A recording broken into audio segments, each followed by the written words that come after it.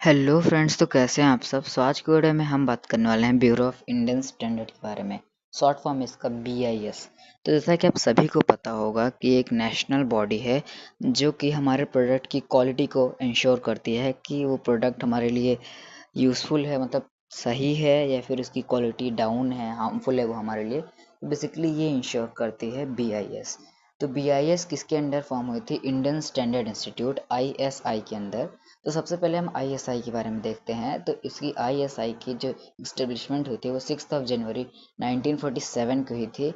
And just India ने जैसे India के इंडिपेंडेंस गेन करने से पहले इसकी फॉर्मेशन हो गई थी। एंड फिर इसके अंदर क्या हुआ कि क्योंकि उस समय पे प्रोडक्ट की जो क्वालिटीज़ थी वो इंश्योर करने के लिए कोई बॉडी नहीं थी हमारे पास, तो जिसके कारण हमने इसको फॉर्म किया था।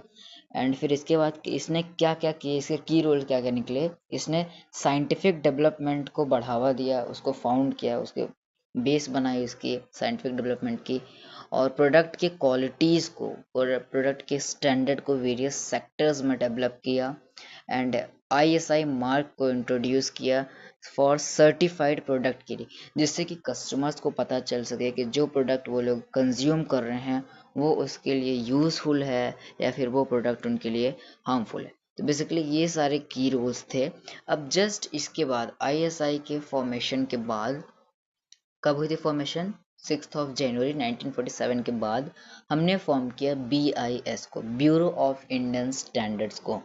तो basically bureau of Indian standard को हम एक एक्ट के अंडर फॉर्म किए थे, bureau of Indian standard act 1946। इस एक्ट के अंदर हमने इसको फॉर्म किया था। और फाइनली ये कब इनेक्ट हुई थी? ये इनेक्ट हुई थी 1 अप्रैल 1947 को इसको लागू कर दिया गया था। तो आप हमारे साथ वीडियो में बने रहिए, आपको पूरी इन्फॉर्मेशन मिलती रहेगी। तो अब हम जानते हैं इसके बारे में। और ब्यूरो ऑफ इंडियन स्टैंडर्ड का काम है प्रोडक्ट की क्वालिटीज़ को इंश्योर करना और मेक श्योर करना कि वो प्रोडक्ट हमारे लिए अच्छा है या फिर डाउन है, हमारे लिए हार्मफुल है। तो बेसिकली इसके मार्क होते हैं ISI मार्क, और क्वालिटी सर्टिफाई करती है। और इसका बेसिकली मेन फोकस है क्वालिटी पे, क्वालिटी और गुड्स एंड सर्विसेज पर। तो जिसके कारण हम इसको बोल सकते हैं कि हमारे लिए अच्छी बॉडी है, और इससे हम बहुत कुछ चीज़ें जो हम यूज़ करते हैं वो हमें पता चल सकेंगी कि वो हमारे लिए सही हैं